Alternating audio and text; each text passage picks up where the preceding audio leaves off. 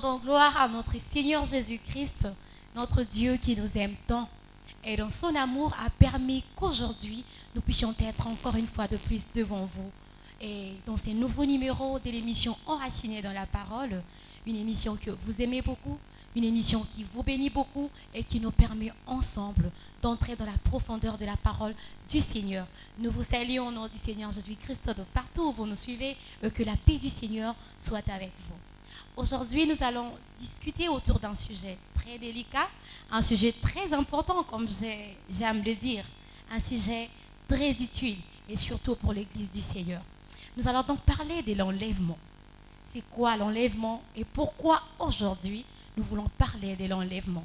C'est parce que nous nous sommes rendus compte que c'est tellement nécessaire de parler de l'enlèvement en ces temps. Et aujourd'hui, c'est avec notre papa, pasteur, enfant de Dieu, serviteur de Dieu que nous aimons beaucoup et que nous chérissons dans nos cœurs. Il s'agit donc de papa Jacques Mwamba. Bonjour, pasteur Jacques. Bonjour, maman Jemima. Nous sommes très heureuses de vous recevoir, particulièrement je suis très heureuse de vous recevoir sur ces plateaux et je sais qu'au travers de vous, nous allons être bénis. Merci, moi aussi je suis très content de vous retrouver encore sur votre plateau et aussi je suis content de communiquer avec le peuple de Dieu sur ces thèmes importants. Très important. Alors, le pasteur Jacques Mwamba n'est pas seul, il est aussi accompagné de notre très cher frère que nous aimons beaucoup et que nous chérissons aussi. Nous l'aimons tellement. Il s'appelle donc le frère Jonathan Kabea. Frère Jonathan, nous vous saluons. Bonjour, maman Jemima. Vous allez bien? Oui, je vais bien. C'est pour la première fois que nous puissions vous recevoir sur ces plateaux. Nous vous rassurons que tout va bien se passer parce que Jésus-Christ, notre Seigneur, et son Esprit sont parmi nous. Alors, c'est avec vous que nous allons discuter autour de ce thème très important, l'enlèvement. Mais avant ça, j'aime qu'en toutes circonstances, nous puissions rendre gloire à Dieu au travers de l'adoration ou la louange, ou rendre un chant à notre Dieu pour lui exprimer, lui donner au fait l'offrande de nos lèvres. Et c'est avec le cœur du centre évangélique Le Verbe Divin qui aujourd'hui est constitué de la sœur Fallon Kamwania, de la sœur Alicia Mbaya et de notre évangéliste Gianni Moudjani. C'est avec eux que nous allons entrer dans ces moments d'adoration. Nous allons dire à Dieu, Atambonge tope mi pepe koya, tika ete longo tomata na yo likolo, parce que tu es mon condi, yami pepe nyonso, ensemble avec eux, glorifiant le Seigneur. Seigneur Jésus, te bénissons éternel.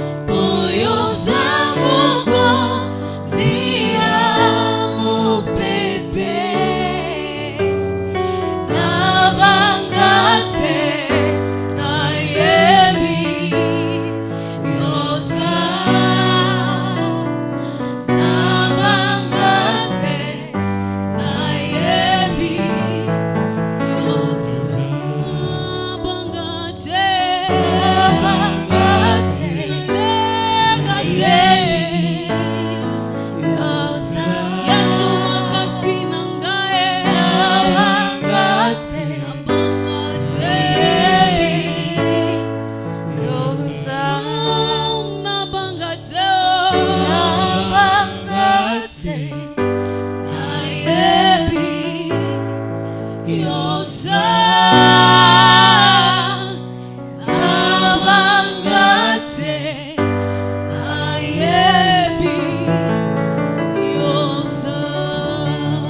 le nom de notre Seigneur soit béni. De quoi aurons-nous paix? Moi personnellement, de quoi aurais-je paix? Sachant que mon Dieu est là. Sachant que Jésus-Christ, mon sauveur, celui le roi de la rédemption, il est là et il m'a sauvé. Et aujourd'hui, je viens partager avec toi cette bonne nouvelle. La situation, dis-toi qu'il y a un Dieu. Dis à ton problème qu'il y a un Dieu quelque part et qu'il a toute la possibilité de résoudre tes soucis, car il est celui qui a créé toutes choses. Devant lui, l'impossible n'existe pas. Que notre Dieu soit béni. J'aimerais qu'on puisse acclamer pour ce Seigneur. On acclame très fort pour ce Dieu. De partout où vous nous suivez, acclamons pour ce Dieu. Parce qu'au moins, nous avons une solution. Alléluia. Alors, nous rentrons alors dans le vif de notre sujet. Tel que je l'avais bien dit au début, qu'aujourd'hui, nous allons parler de l'enlèvement. Pasteur Jacques Mwamba, je commence avec vous. L'enlèvement, avant que nous puissions dire plus de l'enlèvement, je voudrais que nous sachions d'abord c'est quoi l'enlèvement ou peut-être c'est quoi le fait d'être enlevé. Oui, merci, Maman Gémiment. Je vous en prie. L'enlèvement, c'est le fait de retirer par force, de prendre subitement, brusquement. C'est ça, enlever. Je peux donner l'exemple d'ici sur la terre. On parle de l'enlèvement lorsque une personne a été prise par certaines personnes mal intentionnées et amenée à un endroit inconnu. Là, on parle de l'enlèvement. La personne a été prise par force. La personne a été forcée d'aller dans un lieu qui n'était pas le lieu de sa destination. En fait, c'est un peu la même chose avec l'enlèvement dont on parle par rapport à la Bible. Le Seigneur, quand il reviendra, il s'établira dans les airs. Il va maintenant prendre son Église. La Bible parle de l'enlèvement lorsqu'il faut que l'Église puisse quitter la terre et aller rejoindre son maître dans les airs. Et c'est là que la Bible nous parle de l'enlèvement de l'Église. Waouh! De l'enlèvement de l'Église, donc c'est le fait qu'une personne soit retirée d'une manière brusque. Oui. Waouh, ça c'est très important. Mais Pasteur Jacques, nous voudrions alors savoir, est-ce que ce mot a existé depuis très longtemps? Et pourquoi le Christ parle de l'enlèvement? C'est pendant qu'il a créé les humains à son image. C'est-à-dire que nous sommes beaux et belles parce que nous sommes tels qu'il est. Et pourquoi est-ce qu'il va encore parler de l'enlèvement en raison de prendre une partie de personnes et laisser d'autres? Parce qu'en quelque sorte, prendre quelqu'un d'une manière brusque, c'est-à-dire qu'on prend parmi plusieurs, une ou peut-être plusieurs personnes parmi une masse. Mais d'où provient ces mots et pourquoi le Christ parle de l'enlèvement? Est-ce qu'au commencement, cela a été prévu ainsi? Au commencement, Dieu créa les cieux et la terre. Il a placé l'homme dans le jardin pour le cultiver. La pensée de Dieu, c'est que l'homme puisse vivre éternellement. Okay. La Bible nous dit que l'homme a péché. Comme l'homme a péché, il a désobéi à la loi de Dieu. Dieu a chassé l'homme du jardin. C'est-à-dire que l'homme doit vivre dans ce monde rempli de péché. L'homme doit vivre dans ce monde là où sa vie spirituelle n'est pas totalement sécurisée. Voilà pourquoi Dieu s'est dit lui-même qu'il devait nous donner déjà un modèle, un exemple pour qu'on puisse se préparer sur l'enlèvement. Dieu a ses élus sous le soleil, comme il en était au début. La Bible nous parle d'Enoch, une personne que Dieu a retirée du monde. Exactement. C'était une personne qui craignait Dieu, qui marchait selon la volonté de Dieu. Peut-être que Dieu avait vu que si Enoch restait encore longtemps sous le soleil, il allait peut-être être séduit par le péché. Il allait peut-être tomber où il allait se relâcher dans la foi, le Seigneur a jugé bon de retirer Enoch, de le prendre. Si vous lisez Hébreux chapitre 11, le verset 5, vous allez voir cela. Comment le Seigneur a retiré Enoch de la surface de la terre. Maintenant, cela, c'était l'image de choses à venir. Parce que vous avez dit, si l'enlèvement a commencé quand? Exactement. La première épisode de l'enlèvement a commencé avec Enoch. Enoch a été enlevé. Vous savez aussi que le prophète Élie a été enlevé. Et alors, c'était l'image de l'église aussi qui serait enlevée. Mais dans l'ancien temps, c'était juste l'image, l'ombre de choses à venir. Exactement. Alors, nous avons très bien compris ce que vous avez expliqué, Pasteur Jacques. Voilà pourquoi nous irons vers notre frère Jonathan Kabea.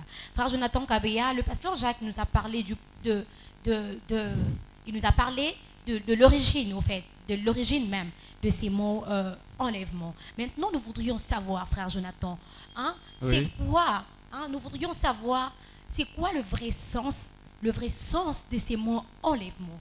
Quand le Seigneur a institué cela, c'était quoi sa pensée? Qu'est-ce qu'il voulait expliquer réellement en parlant de l'enlèvement? En fait, le vrai sens du mot enlèvement. Comme le pasteur l'a déjà défini, maintenant je veux parler du vrai sens. Ok. Parce que dans la volonté du Seigneur, lorsqu'il a créé l'homme, c'était pour que l'homme puisse exister de manière éternelle. Mais hélas, le péché est entré. Alors Dieu, par ses moyens, il a essayé depuis Adam, l'homme a tombé, et il a essayé par la femme, par la postérité de la femme, un homme sortira et écrasera la tête du diable. Donc le salut entrera par cet homme. Il y aura la rédemption. Comme il est écrit dans le livre de Jean chapitre 3, le verset 16, que Dieu a tant aimé le monde qu'il a donné son Fils unique, afin que quiconque croit en lui ne périsse point. Les mots qui expliquent ce sens, c'est les mots ne périsse point.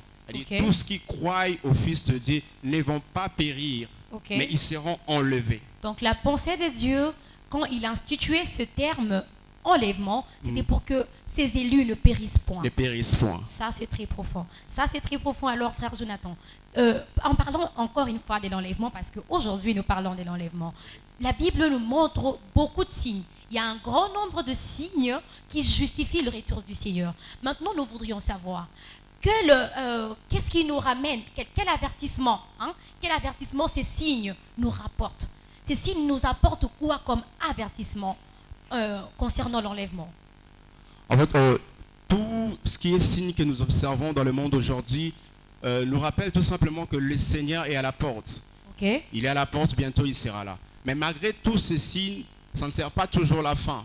Parce que le jour du Seigneur, l'avènement du Seigneur, son retour glorieux, la parousie, ne viendra pas lorsque le monde sera dans de troubles, lorsqu'il y aura la guerre, lorsqu'il y aura de pandémies.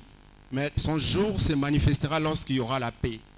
Comme la Bible déclare, lorsque les hommes diront il y a paix et sûreté sur terre, c'est à ce moment-là que la gloire du Seigneur, son avènement, l'enlèvement aura lieu. Exactement. Alors, ça, c'est très important. C'est très important. Alors, dans la même idée, nous voudrions savoir, Pasteur Jacques. Pasteur Jacques, nous voudrions savoir, alors, l'enlèvement en question est seulement pour les élus ou c'est pour tout le monde? Tout le monde doit être enlevé. Ou il y a une race de gens, une race particulière de personnes qui doivent être enlevées. Ok. L'enlèvement, c'est question de la foi. L'enlèvement, je comprends le sens de votre question, mais je ne dis pas qu'il y a une race privilégiée. Okay. Pas une race dans le genre physique. Quand je parle des races ici, je ne regarde pas la couleur de la peau. Je ne regarde pas l'aptitude de la physionomie d'une personne. Mais je vois une seule race. La race de ceux qui ont reçu Jésus-Christ comme Seigneur et Sauveur. Ça, c'est profond. Vous pouvez être chinois, vous pouvez être indien, vous pouvez être arabe, ainsi de suite. Mais si vous avez reçu le Seigneur Jésus comme Seigneur et Sauveur, l'enlèvement est aussi pour vous. Parce que la Bible dit que nul ne vient au Père sans passer par moi. Exactement. Jésus-Christ est le chemin par excellence. C'est le chemin qui nous amène au Père. C'est lui qui nous amène dans la gloire de Dieu. Sans Jésus-Christ, nous n'irons pas au Père. Voilà pourquoi il est important de croire en Jésus-Christ, de lui donner toute notre vie, afin que nous puissions être aussi de ceux-là qui seront enlevés. Parce que sans Christ, il n'y a pas de salut. Pasteur Jacques, j'aimerais qu'ensemble nous puissions partager ces messages. C'est très important que nous puissions véhiculer cela. L'enlèvement est prévu pour une race de personnes. Et parlant de race, vous avez très bien martelé qu'il ne s'agit pas de la race humaine, de la race physique, donc pas la couleur de la peau ou quoi que ce soit, ou peut-être la différence qu'il y a du côté culturel, mais il s'agit donc de gens qui ont cru au Seigneur comme Seigneur et Sauveur. C'est-à-dire, quand tu crois au Seigneur comme Seigneur et Sauveur, tu as le pouvoir de devenir enfant de Dieu. Et en étant enfant de Dieu, tu as alors le pouvoir et la chance d'être aussi enlevé quand Christ enlèvera son Église. Ça, c'est très important. Il suffit de croire au Seigneur. Tu es sauvé. Il suffit de croire au Seigneur, il suffit de le reconnaître comme ton Seigneur et ton Sauveur et de marcher droit selon ses commandements. Alors l'enlèvement est prévu aussi pour toi. C'est alors une très bonne nouvelle. C'est une très bonne nouvelle. Alors, Pasteur Jacques, nous revenons encore une fois de plus chez toi pour savoir alors, dans ces cas, la Bible nous dit qu'il y aura la tribulation. La tribulation viendra. Et maintenant, je voudrais savoir, est-ce que cette tribulation concerne aussi les élus, cette race de personnes que tu as dit qui ont cru au Seigneur comme Seigneur et Sauveur, cette race des élus, est-ce que la tribulation vraiment, ça les concerne eux? Tout de suite, je vous dis non. La tribulation ne concerne pas les élus. Pourquoi la tribulation ne concerne pas les élus? C'est ça. Mais c'est parce que simplement, quand la tribulation viendra, l'Église de Dieu sera déjà enlevée. Oh là là. L'épouse de Christ sera déjà dans la gloire. La tribulation ne peut pas intéresser l'Église. L'Église, le Seigneur sait que la tribulation viendra dans le monde. Le Seigneur sait que il y aura des moments difficiles sous le soleil. Voilà pourquoi il a voulu que les gens puissent croire. La Bible dit que Dieu a tant aimé le monde, il a donné son Fils unique, afin que quiconque croit en lui ne périsse point, mais qu'il ait la vie éternelle. Périr, c'est vivre la tribulation. Être, comment je peux dire, c'est être une personne qui va rester après l'enlèvement. Donc l'enlèvement viendra d'abord et la tribulation viendra par la suite. après. Ok. Maintenant, ceux qui seront enlevés, la tribulation ne les concerne pas. Voilà pourquoi je demande à un enfant de Dieu, tu dois vivre selon la volonté de Dieu. Wow. Tu dois marcher aujourd'hui, chercher à arranger un peu ta manière de vivre pour que tu puisses être enlevé. Et tu vas échapper à la tribulation. La tribulation, au fait, c'est le moment de la colère de Dieu sur ceux qui vont rester sous le soleil à cause du péché. Voilà ce que je peux dire. Ça fait peur, ces sujets, Pasteur Jacques. Ça fait peur. Ah, Ça fait vraiment, peur. le sujet de la tribulation, c'est Oh là là. encore un grand sujet.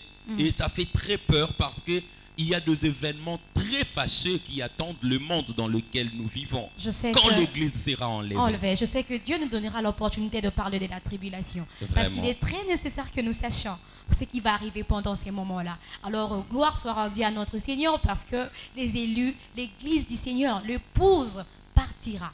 Oui. Elle ne sera plus là. Alors, frère Jonathan Kabea, la Bible nous dit ceci, que personne ne connaît ni le jour ni l'heure. Personne ne connaît. Et comment nous qui ne connaissons pas, personne ne connaît, même les apôtres, même le grand prophète de ces mondes, même ceux qui ont existé et ceux qui existera après, personne ne le saura. C'est un secret de Dieu. Et personne ne sait. Maintenant, comment nous allons accueillir le Seigneur, ne sachant même pas quand il viendra et comment ça sera. Nous allons l'accueillir comment? Nous voudrions un peu savoir, frère Jonathan. Ok, merci pour la question. Comme le Seigneur l'a dit aussi, en ce qui concerne le jour et l'heure, personne ne le sait. Ni les Exactement. anges dans le ciel, ni les fils, mais seul le Père.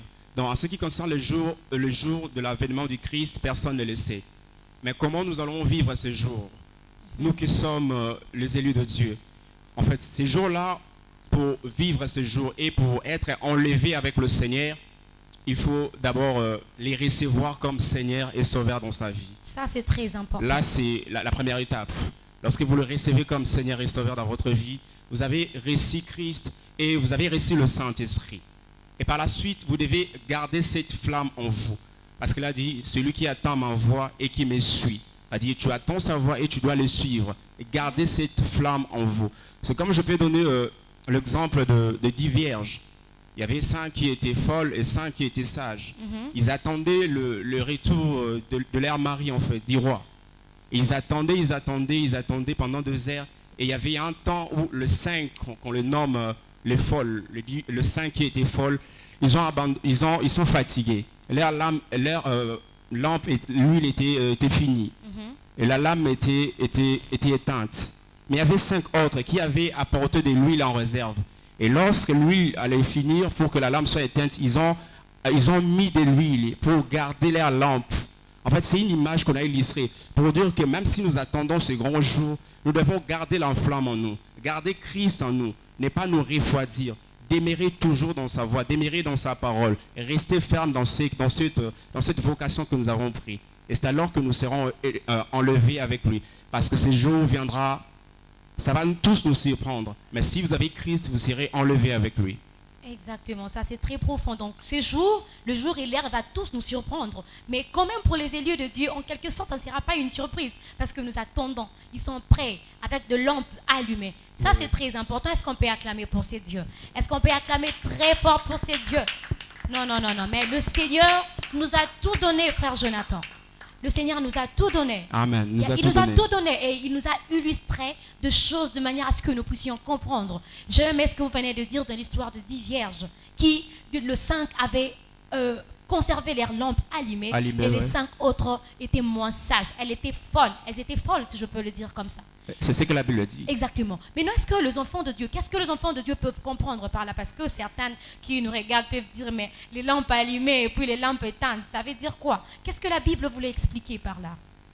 Le lampe allumée et les lampes éteintes, en fait, les lampes qui étaient allumées, c'est l'image de ces personnes qui avaient gardé en eux la flamme, qui étaient restées fermes dans la voie du Seigneur. Voilà. C'était en fait des Élis. Parce que même la Bible déclare que si ces jours n'aient pas été abrogés, même les Élis allaient se perdre. Mais l'image de flamme qui est allumée, ce sont les Élis en fait, qui ont gardé la flamme, qui malgré l'époque que nous vivons, le tribulation, en fait, le persécution, le problème, la faim, ils ont demeuré fermes dans leur vocation. Ils ont demeuré fermes dans la voie du Seigneur. Ainsi, ils ont gardé leur lampe. Et les 5 folles, c'est l'image de ceux-là qui, il y a un moment, ils avaient embrassé la voix de Dieu. Et à un moment, ils venaient dans l'église. Mais elles n'étaient pas conscientes de ce qu'elles faisaient. Elles n'étaient pas conscientes. Et à un moment, lorsqu'il y a eu des problèmes, des persécutions, il y a eu le vent, il y a eu la tempête, elles ont abandonné la voie du Seigneur. C'est l'image de ceux-là qui viennent à l'église. Mais lorsqu'il y a un moment, il y a le vent, il y a la tempête, il y a des problèmes, ils abandonnent la voie du Seigneur. Exactement. Alors c'est là nous illustre très clairement que quand on parle de lampes allumées, c'est-à-dire garder sa foi. Garder sa foi, oui. Garder sa foi, rester dans la voie que le Seigneur nous recommande. Craindre Dieu, vivre une vie que Dieu veut. C'est alors que nous serions sages et nous serions surpris, mais tout en n'étant pas surpris. Parce que dans nos cœurs, nous avons de lampes. La parole du Seigneur nous a même dit que sa parole est une lampe à nos pieds. Exactement. Donc ça nous montre le chemin. Quand on a de lampes allumées, c'est-à-dire qu'on a la parole du Seigneur, on sait marcher conformément à ce que la parole du Seigneur nous dit, et c'est alors que nous n'allons pas être surpris. Ce sujet est très important. Oui, j'insiste, c'est très important que nous sachions cela. C'est très important que nous sachions cela. Mais frère Jonathan, alors, nous voudrions savoir si vraiment, est-ce vraiment réellement vrai que nous allons être enlevés dans les ciels. Nous allons monter vers le ciel. Est-ce vrai? Parce que la Bible dans 1 Thessaloniciens 4, 17, Paul nous assure qu'après cela, alors nous allons partager avec Christ, nous allons monter avec Christ dans les airs. Nous allons monter avec Christ dans les airs. Alors, la question s'y pose, Paul n'était qu'un apôtre, n'est-ce pas, frère Jonathan? Évidemment. Il n'était qu'un apôtre. Évidemment. Et ces paroles qu'il dit, ce n'est pas le Christ qui les dit. Et Ouais. dans la prophétie, dans Apocalypse, nous n'avons pas vu où la Bible nous parle de cela. Mais non, nous, et comme il s'habille au fait, du fait que Paul puisse dire ces choses. Comment est-ce qu'il peut connaître toutes ces choses n'étant qu'un simple prophète de Dieu? Ça nous met vraiment en question. Ok. Lui-même, le Seigneur étant sur terre, il avait dit, lorsque le consolateur, le Saint-Esprit de Dieu viendra, il vous enseignera toutes choses et il vous rappellera tout ce que j'ai dit. C'est par rapport à cela. Paul était l'apôtre de Christ. C'est le Seigneur Jésus qui lui a donné mandat. Et tout ce qu'il a rencontré, ce sont des choses qu'il a récit du Saint-Esprit. Parce que c'est même véridique. Dans le même livre de 1 Thessaloniciens, chapitre 4, si vous montez un peu plus haut, 14, 15, on a dit que ça sera en un clin d'œil, On a un clin d'œil. en un instant. Mhm. D'abord, le mort en Christ sera ressuscité en premier. Mhm. Ensuite, nous, les vivants, nous allons monter. Nous allons monter dans les airs parce que le Seigneur sera là dans le ciel et il va nous attirer vers lui pour monter avec lui et que nous puissions demeurer dans sa gloire. Exactement. Alors, à propos de ça, Oui. que Paul l'a dit parce qu'il était divinement averti. Averti. Il était averti par le Saint-Esprit que ces choses arriveront de cette manière-là. Oui. C'est ce que nous devrions comprendre. Alors, Pasteur Jacques, dans Apocalypse 11, 15, la partie B, dans cette prophétie, la Bible dit que le royaume du monde est remis à notre Seigneur et à son Christ de siècle, et c'est là de siècle de siècle. Alors, la confusion, je ne sais pas, c'est la confusion qui monte un peu dans notre tête.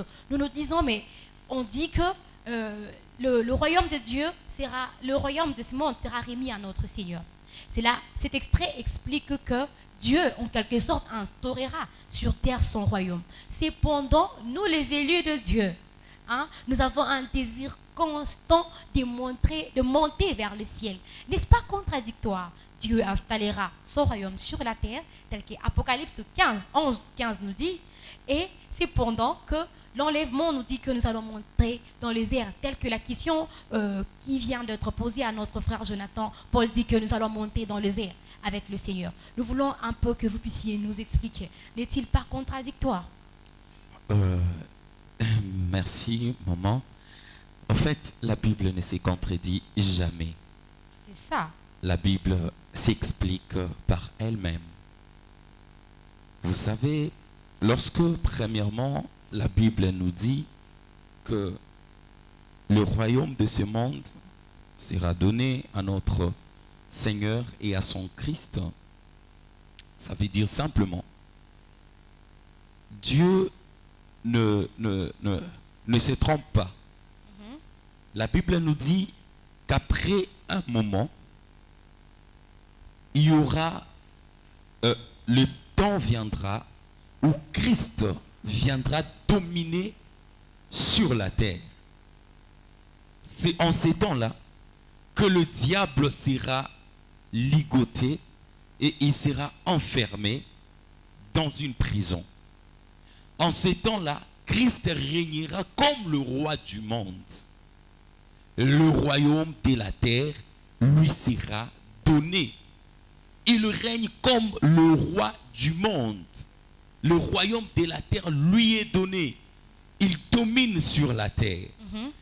Et maintenant, quand la Bible nous dit l'enlèvement, nous irons dans les airs. En fait, je veux expliquer ces deux contextes comme ceci. Vous voyez, si vous lisez l'image de Joseph, l'histoire de Joseph, la Bible nous montre que lorsque Joseph piégea ses frères, il les a amenés dans une grande salle. On a installé tous ses frères et lui-même qui était le 12e parmi eux. Qu'est-ce que Joseph a fait? Il a d'abord pris sa femme, il a laissé sa femme à l'étage supérieur. Vous voyez, sa femme est restée là-bas. Et lui, il est enfin descendu pour rencontrer ses frères. Qu'est-ce que ça veut dire cette image? Ça veut dire simplement que Joseph est l'image de Christ. La femme de Joseph, c'est l'image de l'Église. L'Église doit d'abord être enlevée. Après quoi le Christ descendra, il viendra maintenant pour secourir l'Israël terrestre, ceux qui seront restés aussi. Christ va dominer sur la terre. Christ va se présenter au peuple d'Israël terrestre, les enfants d'Abraham par la chair, ses descendants. Il va se présenter à eux et alors ils sauront que c'était lui, le Messie dont ils avaient crucifié. Ça, c'est Ils vont profond. le reconnaître. En ce moment-là, Christ va dominer sur tout le royaume du monde. Le diable sera emprisonné. Vous voyez, je crois que c'est pour cela que la Bible dit que le monde sera remis à notre Seigneur et à son Christ. Et à son Christ. Donc, c'est en parlant de ça que la Bible nous explique cela. Donc, Oui. l'Église partira et le Seigneur reviendra pour Oui. enfin régner sur ceux qui l'ont crucifié. Voilà, le Seigneur va régner Mhm. sur ceux-là. Ils vont reconnaître même qu'il est leur roi. Exactement. Vous voyez, la Mm. Bible dit d'ailleurs que tous les Israélites se convertiront en une seule nuit. On est seul. Personne n'aura besoin d'enseigner un autre, car Dieu va ôter de leur cœur, il va ôter le cœur de pierre en eux et il va remplacer cela par le cœur de chair et il va graver sa parole dessus. Donc, si nous comprenons bien, Pasteur Jacques, Oui. donc c'était ça le plan de Dieu. Il a voulu que ça soit ainsi. Ou je ne sais pas. En fait, c'est la volonté de Dieu. Mhm. Le Seigneur ne nous a pas donné des explications du pourquoi, Mhm. mais tout ce que je sais, c'est que l'enlèvement viendra Mhm. pour sauver l'Église de Christ. Pour sauver, parce que le mal, le péché va augmenter. Nous n'avons encore rien vécu. Mhm. Il y aura encore et encore. Il y aura, le monde entier va permettre le mariage homosexuel. Mais ça existe déjà, Pasteur Ça Jacques. existe, ça ce n'est encore rien, Il y maman. aura pire que ça. Les grandes puissances domineront sur les petites puissances, sur de petits pays. Ils leur diront, si vous voulez que nous puissions vous soutenir, commencez d'abord par officialiser les mariages homosexuels. Et il y aura deux choses. Ça ne sera que le début de la fin. Oh là là. Donc, c'est ça. Mais aujourd'hui déjà, nous pourrons voir de nations s'élever contre d'autres nations. Nous pourrons voir de frères se tuer entre eux. Nous pouvons voir, il y a beaucoup de massacres qui s'y passent et on s'est dit, mais bon, nous sommes déjà à la fin. Et quand vous nous dites qu'il y aura plus que ça, alors cette tribulation sera très grande. Et c'est ce qui fait peur. C'est ce qui peut faire peur. Mais les enfants de Dieu doivent-ils avoir eux aussi peur de ces choses? Non. Les enfants de Dieu, l'Église, c'est un peuple mis à part. Mis à part. Parce que déjà, Pasteur Jacques, Oui. aujourd'hui, nous vivons cette tribulation d'une certaine manière. Nous les vivons parce que ça fait partie des signes que le Seigneur avait donnés. Il y a beaucoup de choses qui démontrent la venue du Seigneur. C'est pendant que l'Église n'est pas encore enlevée. Non, je veux dire ceci. Tout ce que nous sommes en train de voir, Mhm. c'est le début de la fin. Christ Ok. a dit, lorsque vous verrez l'abomination de la désolation Mhm. entrer dans le saint lieu, que celui qui lit fasse attention. Attention. Ce que nous sommes en train de voir, c'est l'alerte Ok. que Christ est en train de nous donner pour nous dire, faites attention. Je suis déjà devant la porte, je suis en train de De frapper. frapper. Préparez-vous. Préparez-vous. C'est l'alerte. Vous voyez, dans ce monde, quand le président de la République veut parler, veut s'adresser à une nation quelconque, on écrit toujours la chaîne nationale, écrit toujours flash, flash, flash. Exactement. C'est exactement ce que le Seigneur est en train de faire. Le Seigneur nous alerte. Il est en train de nous alerter. Attention, ce que j'avais dit est en train de s'accomplir. Attention, attention. Maman Jemima, la grande tribulation, c'est pas ça. Ça, ce sont les signes d'alerte, les signes d'annonce qui nous annoncent que l'enlèvement C'est est pour là. bientôt. Jésus est à la porte. Mhm. Attention, attention. Mhm. La grande tribulation, c'est autre chose. Mais Pasteur Jacques, j'étais un peu choquée parce que vous dites que le Seigneur, l'enlèvement, c'est pour bientôt. Jésus revient bientôt. Oui. Mais j'étais très choquée de savoir qu'il y a un langage que même les enfants de Dieu utilisent. Jésus en bana lo bakoya bientôt. Et bella ba bientôt. On disait que tout le monde allait en 2000 têtes, tout le monde allait bientôt en pasteur Jacques. Et j'ai entendu un enfant de Dieu dire ça, sachant que Dieu avait tout préparé dans sa parole, tel que le frère Jonathan vient même de nous le dire. Il avait dit que soyez prêts, soyez simplement prêts. En ce qui concerne le jour, personne ne le sait. Mais on dirait les enfants de Dieu, bientôt. Ça, c'est le plan du diable. Vous voyez? Parce que Jésus nous a envoyés pour faire de toutes les nations ses disciples, n'est-ce pas? Exactement. Mais aussi, le diable ne va pas rester dans son coin. Ce n'est pas un enfant du cœur. Vous voyez? Exactement. Il n'aimerait pas être le seul à aller en enfer. Alors, qu'est-ce que le diable fait? Il sème l'incrédulité dans le cœur des gens. Jésus vous avait dit qu'il revient bientôt. Le bientôt, toujours bientôt. Et ça passe. Vous ne voyez pas que c'est du mensonge. Je confirme encore aux enfants de Dieu. Ne vous fatiguez pas. Ça, c'est profond. Restons sobres. Restons éveillés. La Bible dit, ils seront deux dans le champ, l'un partira, l'autre restera. Ça, c'est Ils profond. seront à deux sur les lits, l'un partira, l'autre restera. La Bible dit que Dieu n'est pas un homme pour mentir, ni un fils d'homme pour se repentir. Ça, c'est profond. Est-ce qu'on peut acclamer pour ces dieux? Non, mais sérieusement, c'est très important. Pasteur Jacques, je suis béni. Amen. Et je suis très convaincu que les enfants de Dieu qui nous suivent en ces moments sont aussi bénis. Alors, il y a une leçon que je tirais. Le diable essaye d'inculquer en nous une notion de dire que c'est bientôt la vie, simplement dire qu'il n'y en aura pas. Pour que les enfants de Dieu entrent dans la distraction, pour dire que je me suis assez sanctifié. Je me suis assez mis de côté. Et j'ai l'impression que je peux tout faire parce qu'en réalité, le Seigneur ne viendra pas et nous sommes éternels. C'est ce que le diable veut inculquer dans les têtes des enfants de Dieu. Alors, ce que vous venez de dire est très important. Dieu n'est pas un homme pour mentir. Et encore moins un fils de l'homme pour se repentir. Enfant de Dieu, toi qui es en train de nous suivre en ces moments, sachez que l'enlèvement est une réalité.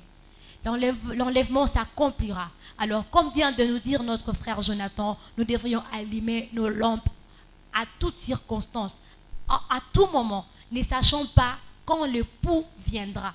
On ne sait pas quand il viendra, mais nous devrions alors dans ces cas garder nos lampes très allumées. Alors en cette atmosphère, je voudrais que nous puissions célébrer le Seigneur. Nous allons dire à Dieu qu'en ces moments, nous savons que tu vas venir.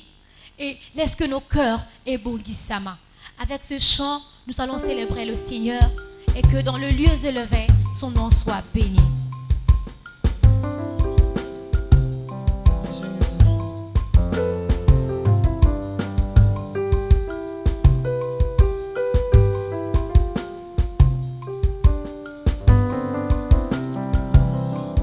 Alléluia. Nous te donnons tout, Seigneur.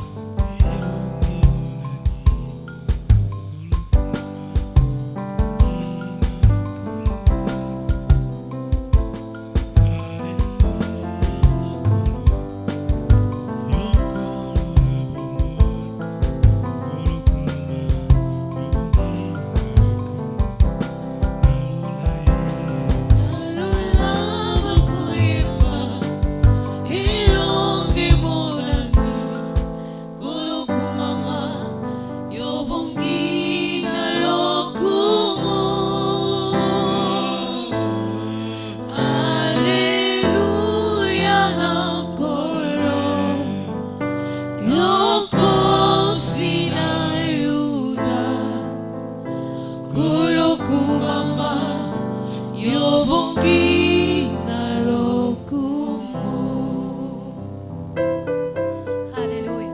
Car au ciel, Jésus, nous allons chanter un chant nouveau.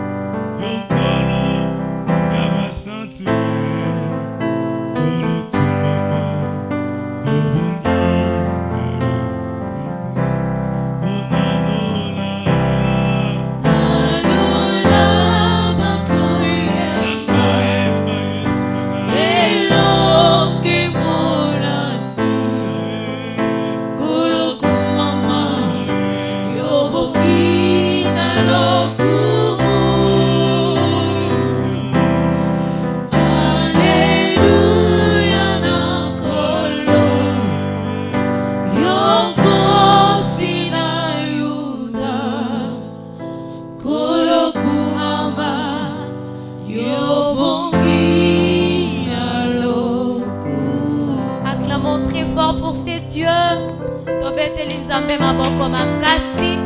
Nous acclamons pour ces seigneurs, car avec lui nous avons alors l'opportunité de chanter avec les anges, de chanter un cantique nouveau et dire qu'il est Abongena Lokumu, il est digne de gloire, il est digne d'honneur, notre roi. Il est digne d'être célébré et d'être béni. Alors, Pasteur Jacques, nous avons entendu parler de ce qui va arriver. Nous avons entendu parler de ce qui viendra ou de ce qui va se faire. Nous avons parlé de la tribulation. Nous avons défini même la tribulation. Nous avons défini l'enlèvement. Nous avons donné le sens réel de l'enlèvement. Et maintenant, que nous sommes prêts. Hein? Nous sommes prêts. Je sais qu'avec tout le monde qui nous suit, nous sommes prêts alors d'être là, attendre patiemment l'Éternel. Mais nous voudrions savoir, qu'est-ce que nous pourrions faire alors pour entrer, pour bénéficier de la banquet de notre Seigneur, pour participer à cette noce de l'agneau? Que faire? Ok. Pour participer aux noces de l'agneau, il faut premièrement recevoir Christ comme Seigneur et Sauveur. Ça, c'est important. Ça, c'est la condition sine qua non. Exactement. On ne peut pas être enlevé, on ne participera pas aux noces de l'agneau si on ne reçoit pas Christ comme Seigneur et Sauveur. Et d'ailleurs, on appelle ça le noce de l'agneau. Qui est l'agneau? C'est Christ, l'agneau de Dieu, l'agneau immolé, celui qui a donné sa vie pour nous. Il faut croire. La Bible dit que Dieu a tant aimé le monde, il a donné son Fils afin que quiconque croit en lui, croit en qui croit au Fils, ne périsse point, mais qu'il ait la vie éternelle. Vous voyez, si vous voulez être enlevé, si vous voulez être sauvé, le salut ne passe que par l'agneau de Dieu, par recevoir Christ comme Seigneur et Sauveur de votre vie. Ça, aussi, c'est très important. il faut habiter une église. Je parle de l'église locale parce que nous sommes dans l'église corps du Christ, mais nous sommes répartis dans les assemblées, dans nos assemblées, dans nos églises locales. Habite une église locale où on prêche la saine doctrine. Exactement. On doit te prêcher la saine doctrine. Attention, bien-aimés, il y a aussi les églises du diable sur cette terre. Il y a des églises qui te diront que l'enlèvement, c'est une utopie. Il y a de ces églises-là qui te prêcheront, qui te diront que la fin du monde pour toi, c'est lorsque tu vas mourir. Or, la Bible nous dit que les morts dans le Seigneur ressusciteront premièrement et tous nous serons transformés, comme l'avait dit le frère Jonathan. Tous nous serons transformés et nous irons rejoindre le Seigneur dans le air. Merci Vraiment, beaucoup, Pasteur Jacques. merci. Alors, la même question revient à notre frère Jonathan. Très rapidement, nous allons répondre à cette question. Que devrions-nous faire alors pour participer au noces de l'agneau? Recevoir premièrement Christ comme Seigneur et Sauveur dans sa vie. Là, c'est la première des choses. Et ensuite, garder cette flamme-là. Garder la relation avec lui. Et c'est alors que vous allez monter avec lui lorsqu'il reviendra dans sa gloire. Ça, C'est ce que je peux très dire. important. Alors, encore un peu plus très rapidement, frère Jonathan, vous allez passer un message très court aux enfants de Dieu par rapport à ce sujet. Un message particulier que l'Esprit vous inspire de dire aux enfants de Dieu qui vous suivent en ces instants. Donc, je parle à vous, enfants de Dieu, chrétiens dans le monde, chrétiennes. Les jours sont mauvais. De toutes parts dans le monde, nous observons la tribulation, la persécution, les hommes qui se marient entre eux et les femmes qui se marient entre elles. Ces choses doivent nous interpeller que le Seigneur est à la porte. Que le Seigneur est à la porte. Et sur ce, vous devez garder votre flamme. Vous devez rester vigilant. Demeurer dans la sainte doctrine. Demeurer dans la voie de Dieu. Demeurer dans sa parole. Pour enfin, en ce jour-là, être enlevé et aller dans la gloire avec lui. C'est un message court que je peux vous donner. Merci beaucoup, Pasteur Jacques. La même question revient, un message particulier pour les enfants de Dieu. Peuple de Dieu, je vous aime bien. Voilà pourquoi je vous amène ces messages. Le message que je m'en vais vous donner maintenant, c'est vous dire Jésus vous aime. Jésus revient bientôt. sortez du péché, sortez du péché. Jérémie a dit à ses contemporains, sortez des Babylone la grande. C'est là où se trouve le péché. Le monde dans lequel nous sommes, ce n'est pas notre destination finale. Notre destination finale, c'est d'aller rejoindre le Christ dans sa gloire. Sortez du péché, soyez prêts, Christ revient bientôt. Je vous bénis au nom du Seigneur Est-ce Jésus. qu'on peut acclamer le Seigneur pour ce message très important, un message très délicat?